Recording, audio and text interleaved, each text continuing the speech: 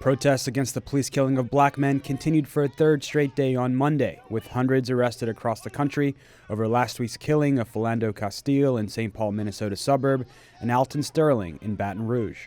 More arrests were made in Baton Rouge, Louisiana, for a second night in a row after protesters against brutality pelted police officers with objects. Some 102 people had been arrested less than 24 hours before. In Memphis, protesters shut down Interstate 40 bridge for hours on Sunday night to protest last week's killing. And it's so beautiful to see my people and so many other people in different races coming together and making a stance and saying, you know what, we're tired of it. So let's move, let's do something, let's change. Today is the change, now is a change. You are the change, we are all the change, we are history, we are the future. So what are you going to do about it? Arrests were also made in Minnesota after police clashed with protesters. Police were criticized by activists for using heavy-handed tactics and military-style gear. Police said those arrested ignored repeated orders to stay out of the street, while demonstrators said officers charged into the crowd, seemingly without any provocation.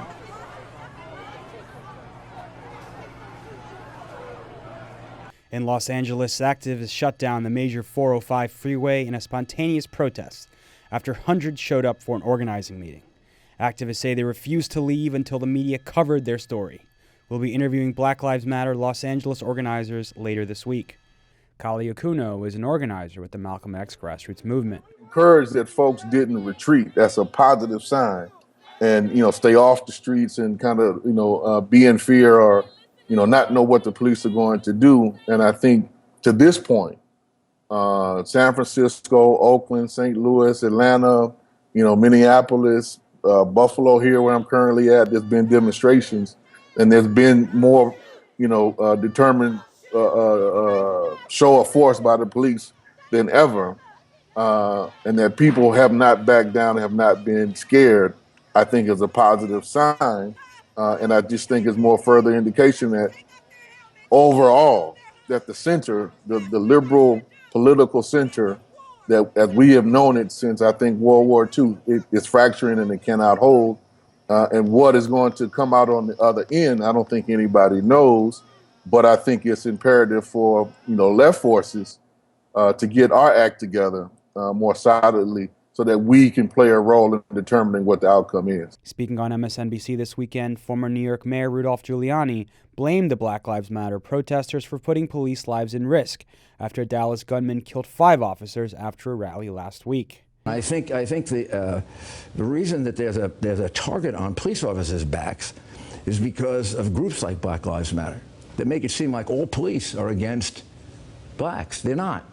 He's doing his job, and we need to recognize that. He's representing his interests. He's representing the interests of the ruling class, and the particular political segment and sector of the ruling class that he represented while he was a mayor, and he's tried to represent in his run for president.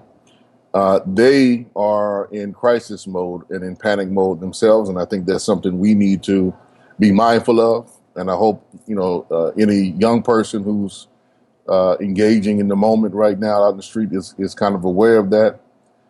They are going to try to put the genie back in the bottle, and it's not going back in. The fear that it kind of reigned for so long, I think it's basically been shook. And they're just going to try to restore law and order as they understand it and as they designed it. They're going to try to just reassert that. So you should see kind of maximum force like you're seeing in Baton Rouge. But I don't think, that type of fear is going to work with this generation. Because they basically fundamentally, they don't see any social gains. They don't see their lives improving in the way that their parents and grandparents saw their lives improving. So there's very little for a lot of young folks to lose, and they're very conscious of that. The fear and intimidation for many, particularly working class black people, Latinos, folks who have been forced to go in and out of prison now for several generations, that's also not a fear. President Obama has called for calm and will make a national address in Dallas on Tuesday. Obama's 21st Century Policing Task Force, backed by some protesters like DeRay McKesson, who is among those arrested over the weekend, focuses on training, oversight, and building community relations. but stopped short for calling for community control of police. While he's kind of trying to offer some concessions in rhetoric, he's actually presided over the expansion of fusion centers all over the country. He's presided over a deepening and expansion of all the surveillance programs. He's presided over the massive roundup of immigrants, throughout this country at breakneck speed in record numbers, over the course of his 8 years, which requires massive amounts of both surveillance, intimidation, forces going deep into communities to capture and seize people, the massive expansion of prisons and detention centers in this regard. So we got this separate my point is, let's separate the rhetoric from the actual reality of what he's implementing. And what he's actually implementing and wholesale in our communities is the intensification of the actual structures of repression. That is, in fact, what he's doing. So I would encourage nobody to take his rhetoric seriously in any respect.